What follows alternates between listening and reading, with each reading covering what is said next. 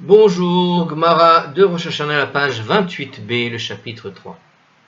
Alors, on était dans une discussion où on est en train de discuter sur la position de Rava qui pense, a priori, qu'on peut accomplir une mitzvah sans en avoir la kavana. Que si on est... Alors, il faut certaines conditions, comme par exemple se retrouver au moment de la mitzvah, évidemment. Mais que si tu te retrouves au moment de la mitzvah, par exemple, que tu écoutes quelqu'un qui sonne le shofar, alors qu'il est dans sa tête à celui qui sonne le shofar en train de jouer une certaine musique, mais on est dans le temps de la mitzvah de Rosh Hashanah, et bien que le sonneur n'ait pas toutes les kavanotes qu'il faut, pour Rava, ça passe, il n'y a pas de problème, parce que il sonne le shofar, au final. D'accord, même s'il a dans sa tête, le sonneur, donc une idée qu'il est en train de faire de la musique, par exemple. Alors, parmi les contestations et autres, on est arrivé sur une des contestations à propos de Abaye. Abaye a donc avait dit à Rava, alors je répète rapidement les positions d'Abaye, pour qu'on puisse continuer, alors sans les commentateurs, hein, on va aller vite. Donc Abaye avait dit à Rava, mais à présent, puisque pour toi il n'y a pas besoin de kavana. Celui qui, par exemple, dort dans la souka le 8e jour, on avait dit ça, il devrait être puni de flagellation, puisqu'il a dormi dans une souka, dans un jour qui n'était pas le jour de la mitzvah. Hein, le 8e jour de Sukkot, on ne dort pas dans la souka. C'est fini, Sukkot. Ça finit à la fin du 7e jour. Dès qu'on passe au 8e jour, c'est une autre fête. Et voilà que Abaye donc lui dit, mais alors dans ces cas-là, pour toi qui penses qu'on peut appliquer une mitzvah sans intention, si quelqu'un va dormir dans une souka le 8e jour de Sukkot, il mériterait la flagellation pour avoir transgressé l'interdiction donc de Baal Tosif, l'interdiction de rajouter des lois, puisque la fête de Sukkot est réglementée dans la Torah du 1er jour au 7e jour, et le 8e jour c'est une conclusion, qui est un jour différent, qui est une fête à part entière. Donc, dans l'argumentaire, on avait vu qu'effectivement, ça semblait un très bon argument ici, pour le coup, puisque si Abaye pense qu'on a le droit, qu'a priori, même si tu n'as pas l'intention de faire une mitzvah, tu la fais quand même, et là, en l'occurrence, une personne va dormir dans une souka le 8e jour, quelque part, il a fait la mitzvah. Donc, de la souka, le 8e jour, donc il a rajouté une mitzvah de la Torah. Même s'il n'avait pas l'intention, il l'a fait quand même. Il est quitte d'avoir fait une mitzvah qui n'était pas prévue. Et il a rajouté une mitzvah.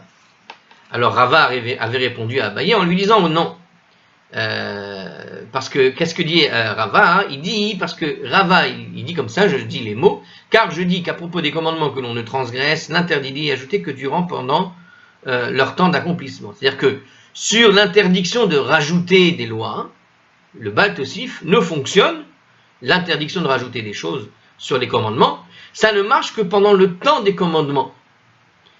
C'est-à-dire que, imaginez quelqu'un qui dort dans une souka dans, au mois de, imaginez à la fin décembre. Donc loin après Sukkot, d'accord? Et la souka est toujours là. Quelqu'un, il a laissé sa souka telle que. Et il est allé dormir dans une souka, dans une cabane, donc, cachère comme il faut, c'est la souka qu'ils utilisent à Sukkot, mais c'était 3 mois plus tard. Est-ce que tu vas dire qu'il a fait Sukkot ici, il a fait la mitzvah de la souka? C'est un petit peu ce que dit ici Rava, il dit qu'on ne peut faire du Baal Tosif, on ne peut rajouter des mitzvahs, mais qu'au moment de la mitzvah. Or ici, on était déjà le 8e jour, on n'était plus le 7e jour, donc il n'a pas fait de rajout en réalité. D'accord? Dans les exemples qu'ils avaient donné le commentaire, il y avait l'exemple des boîtiers de téphilines avec 5 compartiments, et des trucs comme ça. Par exemple, quand est-ce que tu vas faire Baal Tosif avec un boîtier de téphilines à 5 compartiments? Le matin, au moment de la prière. Mais si tu mets un boîtier de téphilines, pendant la nuit, par exemple, il n'y a pas de Baal Tosif ici, même si tu fais intentionnellement. Même si tu dis, je mets des téphilines avec 5 morceaux dedans. Le choix de ces téphilines avec 5 morceaux n'est pas un hasard. Je me rappelle qu'on avait discuté de ça, il me semble. Je ne sais pas si c'était dans notre Gemara, ou que je l'avais vu, mais on avait, par exemple, abordé ce sujet-là des 5 boîtiers. Alors, c'est peut-être pas avec vous, pas avec la Gemara de Rosh Hashanah, mais j'avais lu quelque part qu'avant, il y avait 5 compartiments, au lieu de 4. Alors il s'avère qu'aujourd'hui on dit que c'est Baal Tosif, mais apparemment il y a eu pendant un certain temps 5 compartiments, parce qu'en fait on mettait dedans les 10 commandements. Parce que quand il y a dans la Torah écrit que tu devras écrire ces paroles-ci, on a mis les 5 textes qui te disent d'écrire ces paroles, mais il y avait une position apparemment qui existait qui pensait que les paroles en question, ce sont les 10 commandements. Donc on mettait les paroles où il y a écrit l'obligation de mettre les téphilines, Et les paroles en question, c'était donc les 10 commandements qui résumaient un peu la Torah. Mais justement, à cause du fait que les gens résumaient toute la Torah avec les 10 commandements et qu'ils ne faisaient que les 10 commandements, ils avaient oublié les 611, les 612, les 603 autres, pardon, je ne sais pas faire 613 moins 10, eh bien, alors ils ont préféré enlever les 10 commandements. Alors, mais justement, comme ils l'ont enlevé, il y a peut-être quelques résistants qui ont voulu rajouter quand même ce 5e compartiment dans le boîtier des téphilines avec le texte des 10 commandements à l'intérieur. Donc l'exemple n'est pas anodin, c'est ça que je veux dire. C'est pas juste 5 au hasard, ils ont pris. Non, parce qu'il y a des gens qui peuvent effectivement vouloir rajouter là en pensant que quand la Torah te dit « et ce sera pour vous des commandements », etc., donc on parle donc des 10 commandements, et que puisqu'il faut les écrire sur la tête, etc., c'est qu'on parlait des 10 commandements. Donc on les rajoute en plus des textes qui sont classiques.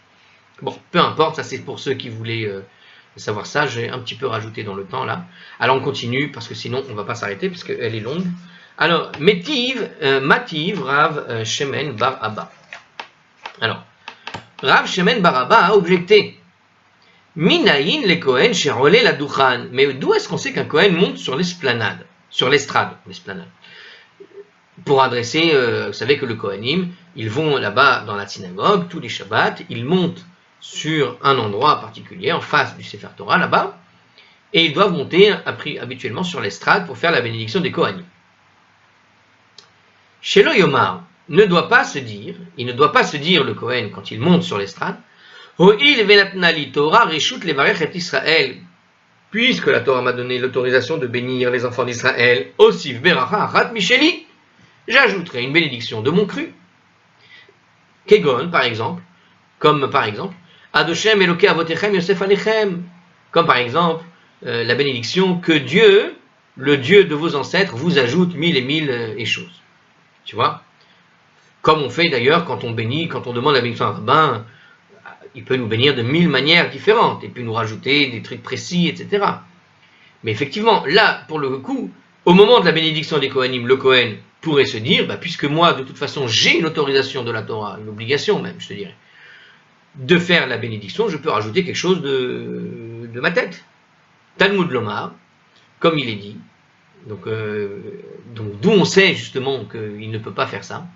Talmud Lomar, l'otosifu ala davar, puisque la Torah a dit, n'ajoutez pas à la parole que je vous ai ordonné. Or ici, dans le cas Kevan, devarech dès que le Kohen a accompli la bénédiction prescrite, avera les hymnes, le temps de la bénédiction est passé, vekatane de ravar, et pourtant la Braïta enseigne qu'il a transgressé l'interdiction de Baltosif. Donc tout à l'heure, quand nous avait dit Rava, qu'il a répondu à Abaye, que normalement, puisque Rava du coup te donne un deuxième concept qui est à lui. On a vu le premier concept qui est à Rava. Le premier concept, c'est de dire que quand tu fais une mitzvah sans la kavana, la mitzvah elle passe. Le deuxième concept qu'il vient de nous apprendre Rava, c'est que le Baltosif, l'interdiction de rajouter une loi, ne vient que si tu le fais au moment de la mitzvah. Or, on vient de faire une braïta qui nous explique que si un Kohen monte sur l'estrade et qu'après avoir fini toutes ses bénédictions, il a envie de rajouter une petite dernière, allez hop, le temps de la mitzvah du Kohen est passé, donc il pourrait rajouter. Et pourtant, il y a écrit dans la Torah qu'il ne peut pas, dans cette braïta, il te dit qu'il n'a pas le droit de le faire au nom de quoi? De l'interdiction de Baltosif, j'ajouterai une bénédiction de la Torah, tu n'as pas le droit d'ajouter une bénédiction. Donc on voit quoi? On voit bien que même après la mitzvah, quand le temps de la mitzvah est passé, techniquement, tu ne peux pas rajouter une bénédiction. Donc tu ne peux pas, même après que la mitzvah est passée, tu ne peux pas rajouter de la mitzvah. Ça s'appellera Baltosif, puisqu'on le dit pour le Kohen. Alors si je lis les commentaires qui sont là, à propos du Birkat HaKohanim, il nous a dit ici que, alors bon, je l'ai déjà expliqué, mais je vais le dire sur les mots de ArtScroll, les Kohanim sont tenus de bénir le peuple juif par une triple bénédiction. Bon, on connaît tous ça. Pour des éclaircissements sur cette coutume, suivie de nos jours en diaspora. Bon, alors au temple, cette mitzvah était accomplie. Alors ça, c'est ce que tout le monde connaît, parce que celui qui va à la synagogue, il a déjà vu ça 1000 fois. Bon. Par contre, au temple, à l'époque du temple, cette mitzvah était accomplie sur une estrade spéciale. Parce qu'effectivement, vous avez bien vu qu'à la synagogue, tout le monde n'a pas une petite estrade pour que les Kohen y montent. On met en général un petit tapis, quelque chose pour protéger les pieds, par respect, mais on ne met pas nécessairement une estrade. Alors, Mais au temple, il y avait une estrade spécifique pour ça. Et il se trouvait dans l'enceinte des Kohanim, là-bas. Donc c'est pour ça qu'il y avait une estrade là-bas, on en parle. Voilà pourquoi il nous précise ici ce commentaire, parce qu'on avait dit que le Kohen montait sur une estrade, effectivement. Si on connaît la bénédiction des Kohanim, la plupart du temps, dans les synagogues, il n'y a pas nécessairement une estrade. Des fois il y a, mais des fois il n'y a pas, mais c'est pas une obligation. Si c'était une obligation impérative, on aurait des estrades dans toutes les synagogues, et toutes les synagogues n'ont pas d'estrade, justement. Donc le commentaire méritait d'être dit. Ensuite, on a vu que la Torah n'a pas donné l'autorisation de rajouter. Alors justement, en réalité, les Kohanim sont obligés de bénir les enfants d'Israël. Donc c'est ce que j'ai dit d'ailleurs par réflexe. Mais effectivement, c'est ce qui est écrit dans le commentaire. Il n'y a pas une autorisation du Kohen de faire. Il y a une obligation du Kohen de faire la bénédiction. Mais justement, c'est pour ça qu'il explique ici que le Kohen considère la chose comme un droit. Donc, puisqu'il a une obligation de le faire, quelque part, il a ce droit de rajouter. Il peut considérer avoir le droit de rajouter, lui, plus que les autres. Alors justement, qu'est-ce qu'on avait dit? Donc, dans la bénédiction qu'il voulait rajouter, on avait dit celle-là, pourquoi pas, qu'Hachem, le Dieu de vos ancêtres, vous ajoute 1000 et 1000 fois autant. Alors, ils ont ajouté en commentaire 1000 et 1000 fois autant. 1000 fois autant, qu'est-ce que ça veut dire 1000 fois autant? Pourquoi? Alors, ça explique, qui explique pourquoi la Braïta a choisi ce verset parmi les versets de bénédiction que contient la Torah. Donc en fait, dans le Sifrei HaChachamim, alors c'est juste un commentaire pour nous dire qu'il y a un livre quelque part qui nous explique pourquoi est-ce qu'on a choisi cette bénédiction parmi tant d'autres. Bon, c'est mignon. On dit toujours Ben Porat Yosef. Or il y a écrit quoi? Adoshem Eloke Avotechem Yosef Alechem. Donc il y a peut-être un lien entre cette idée-là, qu'il vous ajoute. Bon, non, c'est peut-être, il n'y a aucun rapport peut-être. Bon. C'est un texte de la Torah qui est dit ici, et qui aurait pu être effectivement, qui fait partie de bénédictions qu'on peut se dire à soi-même, mais que, bon, il dit qu'il faut aller voir, bon, c'est un commentaire qui n'est pas intéressant, puisqu'il nous dit d'aller voir ailleurs. Alors, par contre, qu'est-ce qu'il y a ici? Donc, on a répété, donc la Torah nous a écrit, n'ajoutez pas à la parole, l'otosifu à la davar. Donc, qu'est-ce que j'ai écrit ici? C'est-à-dire, même pour une mitzvah qui ne consiste qu'à prononcer des mots, comme le Birkat HaKohanim, il est interdit d'ajouter à ce qui était prescrit par la Torah. Donc on voit bien, il y a écrit comme ça, n'ajoutez pas à la parole. Déjà cette précision de la Torah. Alors très bien. En tout cas, on voit que la Braïta interdit au Kohen de rajouter quoi que ce soit, alors qu'il avait fini, par contre, le temps de la mitzvah. Quand il a récité ses paroles au départ, ça y est, c'est fini. Point final. Maintenant, moi, Kohen, puisque je suis là et que je vous ai béni, je vais vous rajouter quelque chose. Pourquoi pas? La Torah, la Braïta te dit que la Torah lui interdit de le faire. Très bien. Et donc, ce que dit Rava ne semble pas juste à ce moment-là, comme on l'a dit tout à l'heure. Alors, on continue. La Gemara va répondre à Rava. La Gemara répond à cette objection de Rav Shemen Baraba, puisque c'est Rav Shemen Baraba qui a objecté ici, sur ce point, sur la question de Baal Tosif. Alors, la Gemara répond, Acha bemai askinan. Mais de quel cas il s'agit ici? Bidelo sayem, mais c'est le cas où le Kohen n'a pas fini les bénédictions obligatoires. Il voulait ajouter la sienne, mais il n'a pas fini. Ça veut dire que le temps de la mitzvah n'est pas passé, tout simplement. Ça veut dire qu'il a rajouté, nous dit ici le commentaire, de sa propre bénédiction au milieu des 3 bénédictions. Donc quand la Braïta nous a donné cet exemple-là, on a donné cet exemple avec l'idée qu'il a voulu rajouter une bénédiction de son cru, mais au milieu du lot des Berachot. Il n'avait pas fini la source originale des bénédictions, des mots qu'il doit prononcer. Il a voulu rajouter quelque chose de son cru. Et donc, en fait, on parlait de ce cas-là. Mais la Gemara n'est pas d'accord sur cette Braïta, donc on est en train d'expliquer cette Braïta. Et pourtant, il a été enseigné dans la Braïta qu'il a terminé. Si on relit la Braïta rapidement, allez, on va la relire 2 secondes, écoutez bien. Qu'un Kohen qui monte sur l'estrade ne doit pas se dire, puisque la Torah m'a donné l'autorisation de bénir en Israël, de bénir Israël, j'ajouterai une bénédiction de mon cru, comme par exemple qu'Hachem, le Dieu de vos ancêtres, vous ajoute, etc. Et il y a écrit, n'ajoutez pas à la parole.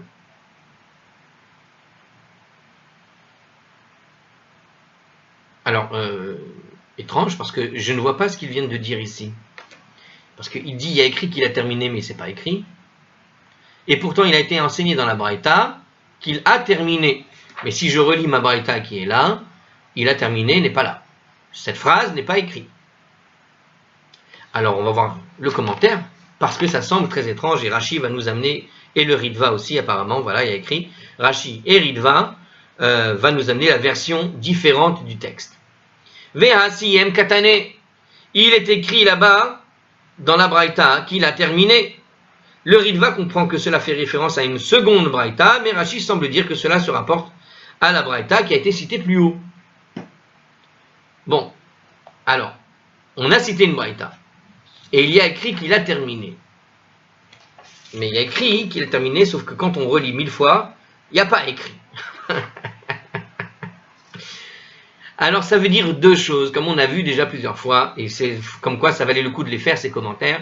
Plusieurs fois on a vu que des fois, il manque des mots.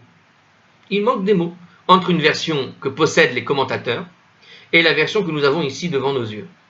C'est-à-dire qu'il existe des versions de Gemara avec certains mots qui sont complétés à l'intérieur des chapitres.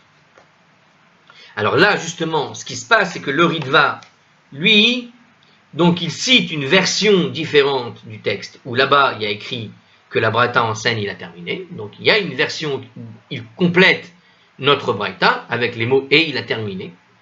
Et donc ça se passait bien après. Mais, et de toute façon, je vous ai dit encore une fois, ça se rejoint, même s'il n'y a pas écrit. Pourquoi? Moi, quand je l'ai lu, de réflexe, j'ai pensé qu'il avait terminé, et ça se passait après. De réflexe. C'est-à-dire que, des fois, le texte, quand tu le lis, il y a une sorte d'intuition du texte qui sort, en fait. Et cette intuition du texte, même quand c'est pas écrit, tu sens que c'est dedans, en fait. Parce que la bénédiction des Kohanim, si tu dis la bénédiction des Kohanim, c'est pas les 3 bénédictions, c'est la bénédiction des Kohanim. Sous-entendu, il a dit la bénédiction. S'il a dit la bénédiction, c'est qu'il y en a 3, c'est celles qui sont écrites dans la Torah. Et comme à la fin, il a dit qu'il ne faut pas rajouter à la parole, ça veut dire quoi? C'est-à-dire qu'il y a une parole qui a été donnée, mais que cette parole a été terminée. Comprenez? Donc, quand il dit, la braïta, qu'il a terminé la bénédiction, même si c'est pas écrit, peut-être qu'il veut dire, quand il dit qu'il a terminé, ça veut dire que dans notre braïta, c'était sous-entendu qu'il avait terminé, même si c'est pas écrit textuellement. Pourquoi? Car il a enseigné que le Kohen est monté, qu'il a fait ses bénédictions. S'il les a fait, c'est qu'il les a terminées, parce que ça va ensemble. Hein, les 3 bénédictions très connues, Yevericha, Doshem Veshimelcha, Er Doshem Balevcha, Vechoniga, Issaïa Doshem Balevcha, Yosem Lecha Shalom. Voilà ce lot de bénédictions qui sont très connues. D'accord? Ces 3 phrases, c'est la bénédiction des Kohanim, basique. Donc quand il dit qu'il va rajouter quelque chose, tu penses bien qu'il ajoute une bénédiction de son cru à la fin de ce qui est pas de son cru. Alors maintenant, comme c'est pas spécifique, la Gemara a répondu que là-bas en réalité c'était un cas où le Kohen n'avait pas fini, qu'il a essayé de glisser la bénédiction. Mais justement, il a dit non, la Gemara, la Mishnah a enseigné qu'il avait terminé. Alors, le mot il a terminé n'a jamais été écrit, je pense, dans la Braïta, parce que sinon il n'y aurait pas cette discussion, évidemment. Parce que, il n'a pas vu qu'il y avait écrit qu'il a terminé. Donc, il n'y a pas une version où il y a écrit il a terminé. C'est pas ça que ça veut dire. C'est-à-dire qu'il faut comprendre à travers les mots de la Braïta que quand le Kohen était là-bas, ça sous-entend qu'il avait terminé. D'accord? Parce qu'il y a écrit, voilà, le Kohen a dit Osif beracha achat micheli, je vais rajouter une bénédiction de mon cru. Maintenant, écoutez bien ce qui peut se passer. Pourquoi tu comprends que ça avait terminé? Regardez une explication toute simple sur le problème qui est là. Tout simplement, les Kohanim, ils montent jamais tout seuls. Hein. En général, il y a toujours 2, 3 Kohen qui viennent. Bon, imaginez. Et d'ailleurs, on parle de la Pirkat à Kohanim, donc on est au pluriel. On a plusieurs Kohen. Or, quand les bénédictions montent, quand les Kohanim montent pour faire des bénédictions, ils montent ensemble. Alors, il y a peut-être un Kohen qui a une idée, il veut faire une bénédiction de son cru, il veut rajouter une. Mais, ils vont tous avoir la même idée, les 3 ensemble? Non. C'est difficile d'avoir la même idée de rajouter quelque chose. Donc, on pense bien que quand il va faire sa bénédiction, le Kohen rebelle là, qui veut rajouter quelque chose, il va faire d'abord ce que tout le monde va faire. Et ce que tout le monde sait qu'il va faire. Et tout le monde ensemble. Donc il va d'abord faire ce qu'il va faire. Et puis s'il doit, lui, rajouter quelque chose, puisque c'est lui tout seul qui va rajouter. Ils n'ont pas écrit, ils vont rajouter. C'est lui tout seul qui a décidé. On a des Kohanim qui vont là-bas, il va rajouter. Tu comprends? Donc, puisqu'il va rajouter, bon, eh bien, tu comprends qu'il a rajouté après, et bon, on comprend comme ça. Maintenant, on peut imaginer très bien, effectivement, dans un premier temps, puisque ça reste quand même relativement, comment dire, ça reste sous-entendu, donc comme c'est pas explicitement dit, tu pouvais imaginer qu'il l'avait dit, comme disait la Gemara en réponse, que effectivement il a peut-être voulu, il a eu l'intention de le dire au milieu des autres, tu vois, rapidement, et puis après je finis avec les autres. Alors on lui a dit, c'est pas ça. Alors il a dit là-bas, non, parce que là-bas il a terminé, non, il est avec un groupe de Cohen, il veut rajouter tout seul, il va pas faire au milieu pour couper les autres. Donc non, c'est théoriquement, on part du cas vraiment où il a terminé. Voilà, c'est logique. Simple logique. Et donc, il n'y a plus de questions à se poser si effectivement il y a une nouvelle, il y avait dans la Braïta écrit, pas écrit finalement. C'est pas que c'est pas écrit, c'est sous-entendu avec une lecture un peu plus, comment dire, entre les lignes, quoi. Alors, la Gemara répond, Siyem beracha achat. La Braïta signifie qu'il a terminé seulement une des bénédictions. Ah, vous voyez, ça correspond à cette explication quelque part. Parce que dans notre Braïta, quand on te dit qu'il a terminé, sous-entendu, il avait donc lu une bénédiction et a priori il avait terminé, ça veut dire qu'il a terminé une des trois. Ça, d'accord, parce qu'à chaque bénédiction, on doit dire Amen. Il y en a trois, première, deuxième, troisième. Donc imaginons il a terminé la première, et puis pendant que tout le monde dit Amen, il va rajouter une de son cru comme ça. Donc la bénédiction, la Braïta, pardon, voulait dire qu'il avait terminé seulement une des trois, une des bénédictions, avant de rajouter la sienne. Puisqu'il doit encore prononcer les deux autres, le temps dit qu'il n'est donc pas passé et il a transgressé l'interdit de ne pas rajouter. Alors, par contre là, mon explication elle tombe à l'eau parce qu'il y a écrit comme ça à la fin, Vehatania siyem kol birkotav. Mais le Tanya, la Braïta, il y a écrit explicitement, enseigné là-bas, qu'il a terminé toutes ses bénédictions obligatoires. Bon, alors là, je ne peux pas vous dire ce que j'en pense.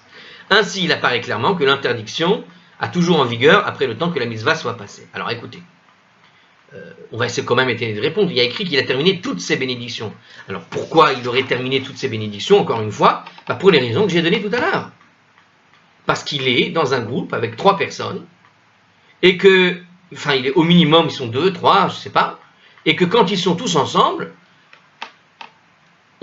quand il veut rajouter, sous-entendu, il ne peut rajouter que quand tout le monde a fini avec lui, sinon il casse le rythme des autres. Hein, les autres ne vont pas commencer à dire, et puis voilà. Donc on peut imaginer tout à fait cette insistance sur cette idée qu'il a vraiment terminé toutes les bénédictions et pas une seule.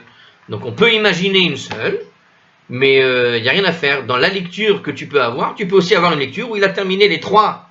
Et a priori, l'enseignement de la Braïta vient nous parler d'un enseignement où il a fini ses 3 bénédictions. Donc même si ce n'est pas écrit textuellement, la Braïta a enseigné quand il a fini les 3, même si ce n'est pas écrit, c'est ce qu'elle enseigne. Ok? Alors je vais la relire pour que ce soit bien clair. D'où sait-on qu'un Kohen qui monte sur l'estrade ne doit pas dire « Puisque la Torah m'a donné l'autorisation de bénir les enfants d'Israël, j'ajouterai une bénédiction de mon cru, comme par exemple qu'Hachem, le Dieu de vos ancêtres, vous ajoute. » La Torah dit « N'ajoutez pas à la parole. » Regardez, la Torah dit « N'ajoutez pas à la parole, l'otosifu, vous, ensemble. » Voilà comment on peut imaginer l'idée de terminer les 3 bénédictions. Puisqu'il y a la parole, mais l'otosifu, vous 3, vous ensemble, au moins 2. Donc on peut imaginer que d'abord il a lu effectivement fini ces 3 bénédictions. Et que quelque part c'est sous-entendu dans la phrase de la Torah qui a été rapportée, sous-entendu, vous les Kohanim, et pas simplement M. Cohen qui est monté seul à l'estrade. C'est-à-dire que lui il est monté avec cette intention, mais il est avec les autres. Puisqu'il est avec les autres, vous tous ensemble, quand vous êtes ensemble, vous n'ajoutez pas quelque chose. Donc lui tout seul, à plus forte raison, il ne va pas rajouter, ou s'il doit ajouter, il ne peut prendre cette décision que quand tout le monde a fini de lire ce qui était prévu. D'accord? Donc voilà. Et donc c'est pour ça qu'il insiste que quand il l'a lu, s'il a rajouté quelque chose, c'est quand les autres ont fini en fait. Parce qu'au milieu, cassant le rythme des autres, ça fait bizarre. Mais on aurait pu imaginer effectivement dans un premier temps qu'il avait fini après une des 3 bénédictions, quand il y a une sorte de pause, pendant que les autres disent Amen, lui il peut effectivement rajouter ça. Alors il lui a dit non, la Braïta dit l'autre aussi fou quelque part. Puisque la Braïta a enseigné cette idée qu'il a terminée, c'était à propos de toutes les bénédictions.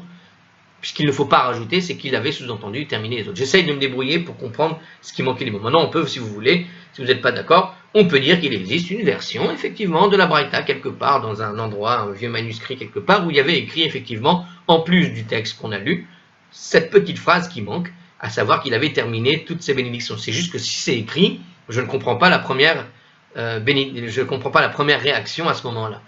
C'est-à-dire que d'où la première réaction qui disait qu'il est venu mettre cette bénédiction à l'intérieur des trois, d'où il aurait sorti ça. Alors quand même, la Gemara répond, mine de rien, pour défendre l'opinion de Rava, parce que du coup, l'argument est, puisque on suppose que ce texte a été rajouté, ou que tu peux comprendre, comme je l'ai compris, que effectivement il a fallu d'abord réciter les trois bénédictions pour qu'après seulement il récite une bénédiction de son cru. On lui a dit tu ne vas pas rajouter, donc on voit que le Baal Tosif ne peut pas se faire, même après avoir le temps de la mitzvah. Donc le temps de la mitzvah était passé. Puisque le temps de la mitzvah est passé, comment ça se fait qu'on continue de défendre l'opinion de Rava? Alors réponse, justement.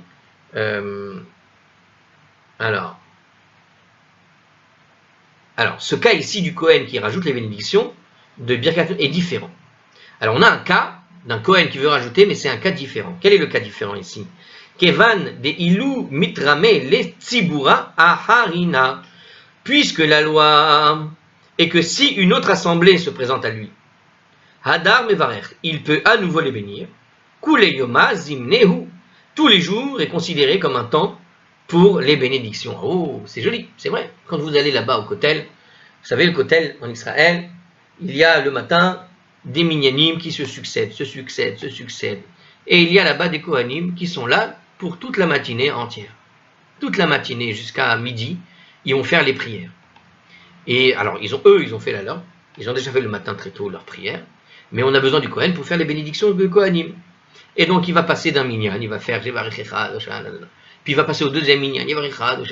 Donc le temps de la mitzvah pour lui, c'est pas juste au moment où il va aller dire les bénédictions, mais c'est toute la matinée. C'est-à-dire que toute la journée, il ne s'arrête pas. Toute la journée, il ne s'arrête pas. D'accord? Il passe d'un minyan à un autre, d'un minyan à un autre, d'un minyan à un autre. Donc dès qu'il y a un minyan, il a fini avec celui-là, il va avec un autre, il finit avec celui-là, il va avec un autre, et ça lui prend toute la journée, toute la matinée. D'accord? Et dès que ça se présente à lui, il peut le faire à nouveau. Donc quelque part, le temps de la bénédiction, le temps de la mitzvah pour le Kohen, pour l'assemblée, le temps de la mitzvah, c'est le temps de la prière, le temps du minyan. Voilà, on a fait la Hamida, on a fait Birkat HaKohanim, on a fini. Mais ça, c'est quand toi, tu te retrouves dans un minyan. Mais le Kohen, il a l'opportunité de faire la mitzvah autant de fois qu'il sera sollicité, toute la journée. Donc son temps à lui de la mitzvah n'est pas limité à un minyan. Il est sur toute la matinée et toute la journée, voire dans certains cas. Ok? Donc effectivement, c'est une bonne explication ici. Voilà. Alors, après qu'il se soit déjà acquitté ce jour-là de son obligation de bénir, par exemple. Donc il avait l'obligation de bénir, mais en fait, puisque l'opportunité s'est représentée à lui, il bénit encore. Bon, c'était un des commentaires. Alors, dernier commentaire sur ce point. Alors, c'est-à-dire quoi? Tout le jour est considéré comme le temps indiqué pour la bénédiction, puisque le Kohen s'acquitte de la mitzvah à chaque fois qu'il bénit une autre assemblée. Par conséquent, même s'il donne sa propre bénédiction après celle qu'il accorde à une autre assemblée, il transgresse en fait l'interdit de ne pas ajouter. En revanche, le 8e jour de Sukkot, qui est Shmini Atzeret, n'est certainement pas le temps qui est indiqué par la Torah pour accomplir la mitzvah d'habiter dans la Soukha, et donc accomplir la mitzvah ce jour-là n'est donc pas considéré comme un temps d'ajout à la mitzvah. Et donc finalement ici on s'en sort par rapport à l'opinion de Rava qui disait que ça ne s'appelle pas rajouter, que rajouter à la mitzvah ça ne se fait qu'au moment du temps de la mitzvah. Donc notre Braïta au fond, qui parlait d'un Kohen qui monte sur l'estrade, en fait il monte sur l'estrade quasiment toute la journée. Alors à différents moments, mais puisqu'il monte toute la journée, tu comprends bien qu'en fait le temps de la mitzvah à lui, eh bien il ne peut pas rajouter parce que le temps de la mitzvah, eh bien il s'étale toute la journée. Et c'est ça la différence, et ce qui fait que tu t'accordes avec Rava ici. Très bien. On va maintenant essayer de comprendre autre chose. Alors, la Gemara veut prouver que si une mitzvah peut être accomplie plus d'une fois par jour, Tout le jour est considéré comme le temps d'accomplissement. Alors, voilà, j'ai affirmé, en ayant compris ce que nous disait la Gemara, que finalement, puisqu'il peut accomplir cette mitzvah plusieurs fois dans la journée, il passe d'un minyan à un autre, comme nous a dit ici, hein, il passe d'une assemblée à l'autre, il se présente à lui, etc. Alors la question c'est, est-ce que tu peux faire une règle générale sur ce point? Est-ce que effectivement, on peut considérer que le temps de l'accomplissement de la mitzvah, c'est toute la journée pour le Kohen, puisqu'il passe de l'un à l'autre? Puis en tout cas pour le Kohen, ça marche. Mais et pour nous? Est-ce qu'on considère le temps de la mitzvah comme toute la journée? Quelqu'un qui met les tefilines, par exemple. Remarquez, je pense que je l'ai considéré instinctivement. Quand je vous ai donné l'exemple de rajout, au début encore de la vidéo, je vous ai dit, il va mettre une boîtier de tefilines avec 5 compartiments la nuit. Pourquoi la nuit? Parce que je sais qu'on a toute la journée pour mettre les tefilines. Quelqu'un qui n'aurait pas pu, pour X raisons, même s'il n'a pas eu, il est tombé malade, ou il n'a pas eu le temps le matin, ou je ne sais quoi, il peut la mettre l'après-midi. Mais même l'après-midi, j'ai vu des gens, la veille, avant qu'il ne fasse nuit, avant Shkiat HaChama, ils mettent encore le boîtier de tefilines, au cas où. Là qu'ils le mettent. Donc est-ce que le temps des tefilines, c'est uniquement le matin à la prière et j'ai fini? Et donc c'est le temps de la mitzvah. Donc la question c'est en journée, est-ce que je peux le mettre? Alors moi, comme je sais qu'on ne met pas la nuit, pour être sûr, pour pas qu'on me tombe dessus, j'ai dit, ah, il met la nuit. Là, il n'a pas rajouté puisqu'il met la nuit. Mais la question qui se pose, c'est, mais est-ce que de façon générale, le temps d'une mitzvah, est-ce qu'elle dépasse le moment où je fais la mitzvah ou pas? Moi, j'ai mis les tefilines le matin. Mais est-ce que mon temps de mitzvah des tefilines est passé, bien que moi j'ai terminé ma mitzvah des tefilines? Ok, le matin. Est-ce que ce temps de la mitzvah s'étale? C'est ce qu'on va poser comme question. Oumana t'aimera, mais d'où tu tires cela? Donc c'est par rapport à ce qu'on vient de dire à propos de la Mishnah, à propos des Kohanim, qui apparemment son temps de faire les bénédictions, elle est toute la journée, il passe d'un minyan à un autre, Donc pour lui, le temps de la mitzvah, c'est toute la journée. Donc d'où tu sens ça? Si je peux m'exprimer ainsi, puisque c'est ce qu'il dit, hein, plus ou moins. Gitnan, parce qu'il a été enseigné dans une Mishnah. Alors cette Mishnah, c'est la Mishnah de Zevachim, à la page 80a, c'est la Gemara de Zevachim. Donc c'est une Gemara, on a déjà cité cette Gemara, c'est à propos des sacrifices là-bas. Alors les offrandes d'animaux différents dans le nombre des applications de leur sang sur l'autel. Alors j'ai mal lu, et c'est pour ça que ça n'était pas audible. Je répète, les offrandes d'animaux diffèrent dans le nombre des applications de leur sang sur l'autel. Alors, il y a une mitzvah de la Torah, pour les Kohanim évidemment, de jeter en quelque sorte du sang sur l'autel des sacrifices. Hein, c'est-à-dire, alors jeter, c'est une manière péjorative de le dire, de verser du sang, on va dire. Mais il y a aussi l'idée de projeter du sang. Donc c'est ce qu'ils appliquent ici, le nombre des applications de leur sang. Comme les termes sont un peu bizarres à utiliser, projeter, jeter, ça peut être péjoratif, ils ont dit des mots beaucoup plus simples. Bon, en hébreu, c'est les mêmes mots, hein, donc théoriquement. Certains sacrifices ne requièrent qu'une application sur l'un des côtés de l'autel. Ça veut dire c'est quand tu vas projeter, comment on dit ça en français déjà? Oui, alors, jeter, c'est péjoratif. Il ne s'agit pas de jeter parce que tu peux jeter aussi à la poubelle. Donc c'est pas de ça qu'on parle. On parle d'asperger. On peut dire asperger. Voilà, c'est le terme. Donc tu dois asperger du sang sur les côtés de l'autel ou je sais pas quoi. D'autres requièrent 2 applications aux 2 angles opposés de telle façon que le sang se répande sur les 4 côtés. Bon, la Mishnah qui suit traite de la procédure d'application dans des cas où le sang de différents sacrifices s'est mélangé dans le même récipient. Ou bien, quand les récipients qui contiennent des sangs différents ont été confondus. Donc on parle d'un problème ici, où chaque sacrifice, on doit prélever son sang pour l'asperger, projeter sur l'autel des sacrifices. Bon, c'est ce que la Torah demande. Hein. La question technique ici qui se pose, c'est mais si les sangs se mélangent l'un avec l'autre, qu'est-ce qui se passe? Alors on va parler de ça. Donc il a été enseigné dans cette Mishnah, justement. Qu'est-ce qu'il est enseigné? Donc on a donné le contexte ici. Alors on y va. Hanitanin bematana echad, celui qui a donné du sang qui nécessite une application. D'accord? Sur l'autel. Shenit arvu benitanin matana echad. Et se sont mélangés avec d'autres du sang qui nécessite également une application. Ok? Donc ici, qu'est-ce qu'il nous dit? Par exemple, le sang du sacrifice du Bechor s'est mélangé avec le sang du sacrifice d'un autre Bechor, ou bien avec celui d'un sacrifice de Maaser. Donc c'est soit 2 sacrifices de 2 personnes différentes, soit le sacrifice de quelqu'un avec un autre type de sacrifice. Bechor, Maaser, ce sont 2 sacrifices différents. Alors, Yuntena Matana Achat, ils se sont mélangés. Hein. ils doivent être appliqués en une seule application qui suffit pour les deux offrandes. Donc ça s'est mélangé, mais ce sera une seule application qui sera valable pour les deux. Car si les sangs, nous dit le commentaire, si les sangs se sont mélangés dans un même récipient, on suppose que l'application effectuée contenait du sang de chaque offrande. Voilà. C'est Rachi. Si les récipients se sont interchangés, il est nécessaire de faire une application de sang contenue dans chacun des récipients. D'accord? Parce qu'on ne sait pas de qui, où est-ce qu'on a mis le sang de l'un et de l'autre. Donc on doit faire les deux ensemble. Ça c'est différent. Ça c'est encore Rachi. Alors, Matan Arba, si les sangs qui nécessitent 4 applications sur les coins de l'autel, Matan Arba se sont mélangés avec d'autres sangs qui nécessitent 4 applications. Ok, alors par exemple, voilà, on va donner un exemple concret. Donc, on parle de 4 applications. Ici, le sang d'un Shelamim, d'un Hacham, d'une Ola et d'un Toda s'est mélangé avec le sang du même type, ou bien des 3 autres. Alors, cette loi s'applique aussi au sang des 2 sacrifices de Khatat qui se sont mélangés, par exemple. Toutefois, dans ce cas, l'application sera effectuée sur les 4 coins, comme veut la loi du Khatat. Bon. En revanche, les lois de cette Mishnah ne s'appliquent pas au cas où le sang d'un Khatat s'est mélangé avec le sang d'un autre sacrifice, même ceux qui ne requièrent qu'une application, car son sang doit être appliqué sur la moitié supérieure de l'autel, alors que le sang des autres sacrifices est toujours appliqué sur la moitié inférieure. Donc, on est en train de parler de choses vraiment très techniques, de comment se faisaient dans le temple les sacrifices, comment ils arrivaient devant l'autel, et tout était vraiment très structuré, réglementé, ce qui devait être fait avec le sang des animaux, etc. Comment ça se gérait, quand est-ce que tu allais faire le sacrifice, quand est-ce que tu allais brûler l'animal, enfin, c'est vraiment très réglementé ici. Donc là, dans ce côté, dans ces cédères, dans cette espèce d'organisation, on voit qu'on a donc, je répète le dernier point, qui était peut-être un peu embrouillant, on a 4 applications à faire sur les coins de l'autel, et elles se sont mélangées avec les autres sangs qui nécessitent 4 applications. Donc les gens, on a 4 qui se sont appliqués, voilà. Donc chaque animal s'est mélangé avec des animaux pour lesquels on doit faire 4 applications à chacun. Eh bien, ils doivent être appliqués en 4 applications qui suffisent pour les 2 offrandes. Comme ça s'est mélangé, un petit peu comme le cas d'avant, tu fais 4 fois sur les 4 coins, comme c'était prévu, et puisque les sangs mélangés sont les 4, c'est bon.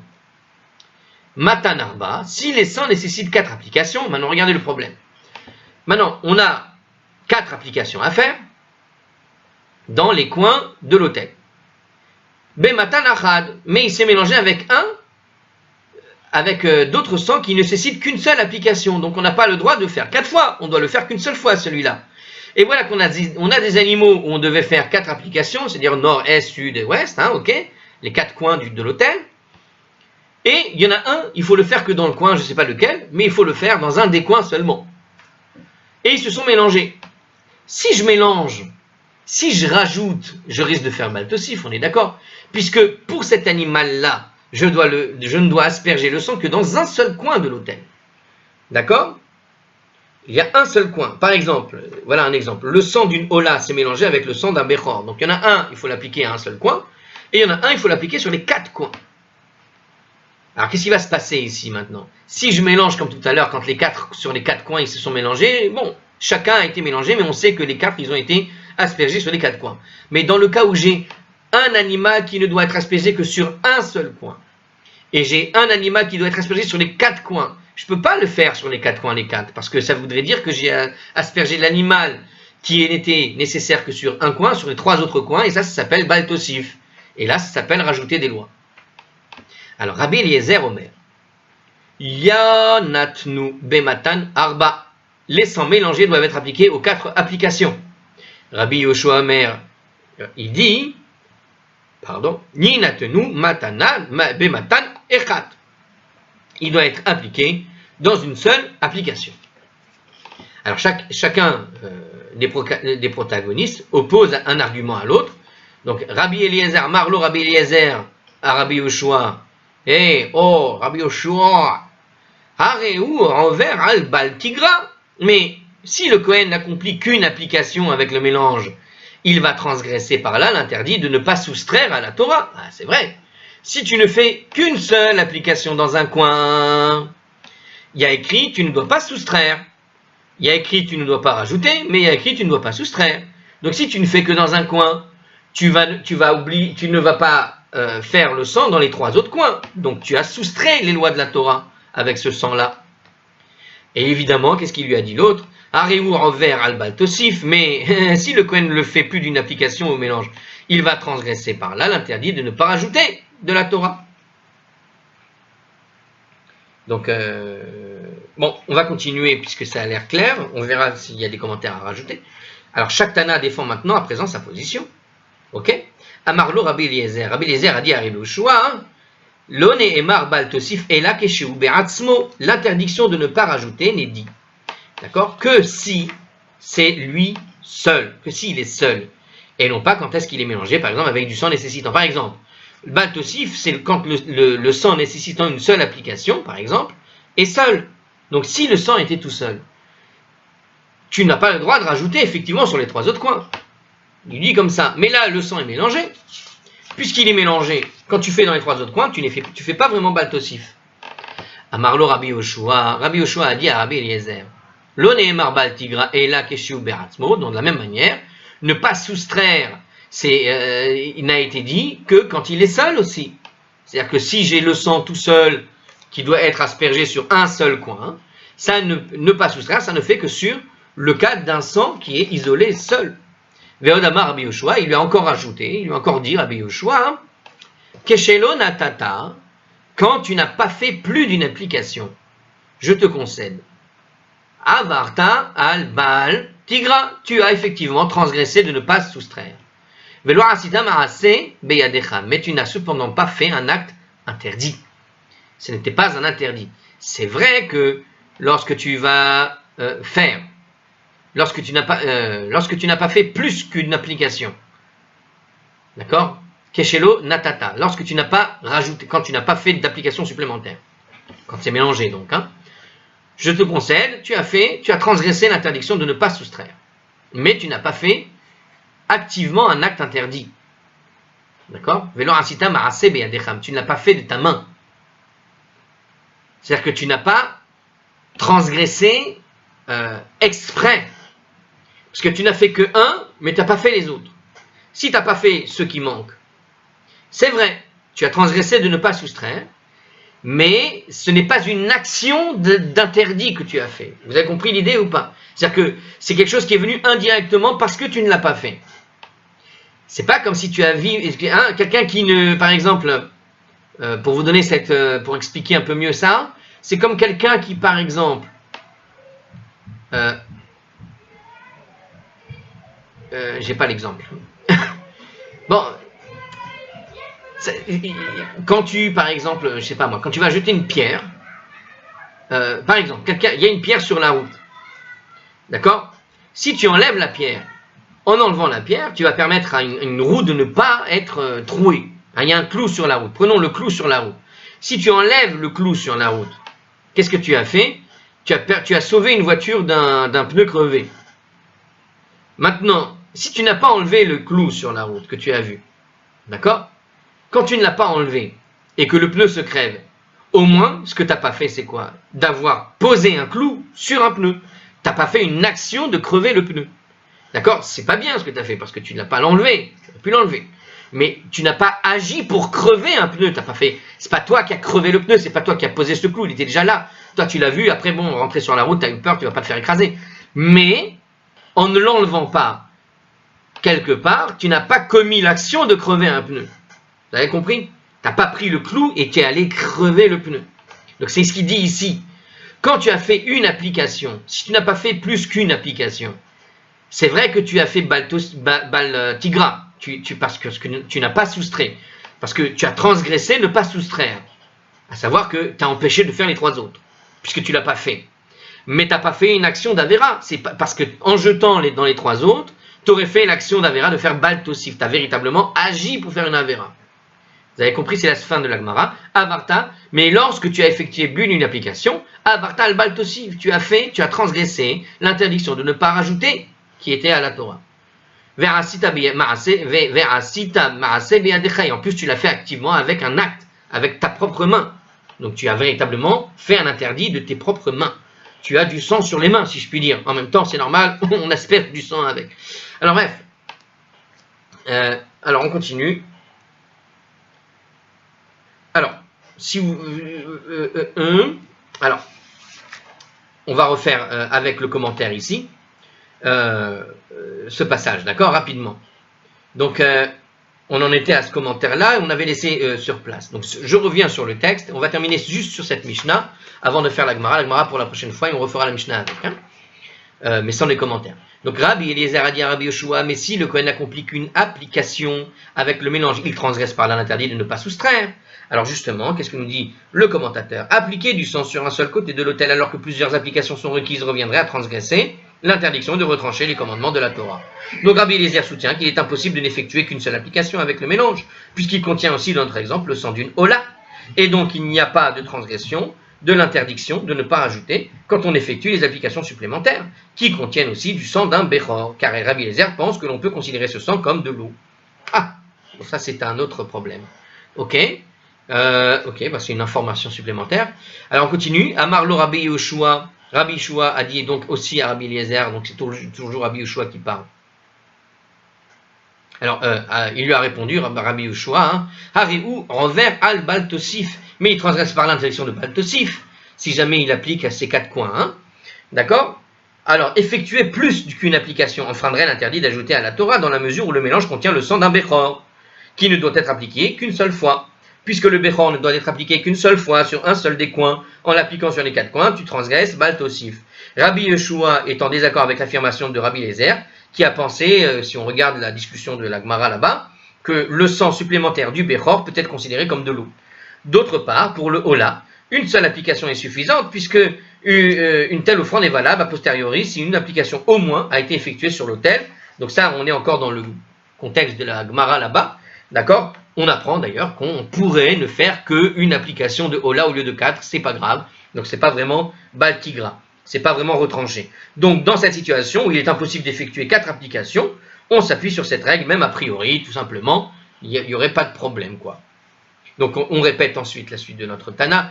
Alors, Rabbi Eliezer avait dit à Rabbi Yoshua, mais l'interdit de ne pas ajouter n'est dit que s'il est seul. Et alors, qu'est-ce que ça veut dire ça? On aurait transgressé l'interdit d'ajouter à la Torah si le sang du béchor était tout seul. Et que les applications supplémentaires étaient effectuées seulement pour lui et avec lui. Mais ici, puisque le sang de béchor fait partie d'un mélange et les applications supplémentaires ne sont effectuées que pour le sang de la hola, on considère que ces applications supplémentaires du sang du béchor comme accessoires. Donc Rabbi Eliezer pense qu'il est préférable d'effectuer toutes les applications de la hola, car le service de la hola, a priorité sur celui du béchor. Quand on a un béchor et une hola, on fait d'abord le hola normalement. Rabbi Eliezer lui-même ne considère pas l'interdit de ne pas ajouter d'ailleurs comme un problème, car pour lui, on regarde le sang du béchor comme si c'était de l'eau. Donc il justifie néanmoins sa position selon l'opinion de Rabbi Yoshua qui ne reconnaît pas cela.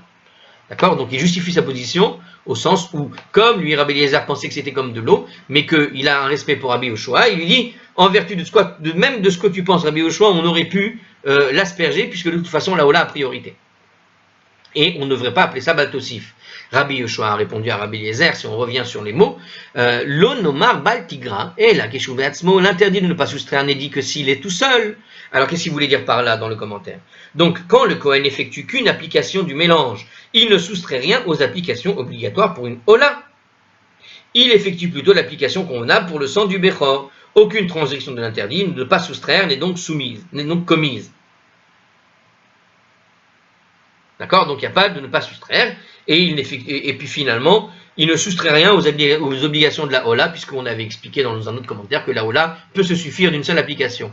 Veradama Rabbi Yoshua, mais Rabbi Yoshua a encore ajouté quand même. C'est-à-dire que même si les interdictions d'ajouter de soustraire à la Torah s'appliquaient à ces différents cas, malgré tout, il est préférable de n'effectuer qu'une seule application, comme il va l'expliquer donc à la suite, et comme on vient de le dire tout à l'heure, à savoir que quand tu n'as pas fait une application, plus qu'une application, tu n'as transgressé que l'interdit de ne pas soustraire au fond. Mais tu n'as pas fait d'acte interdit. Tu n'as pas trempé ta main dans un interdit. Puisque tu as fait finalement une seule application, il n'y a pas d'interdit. Tu n'as pas commis d'acte interdit.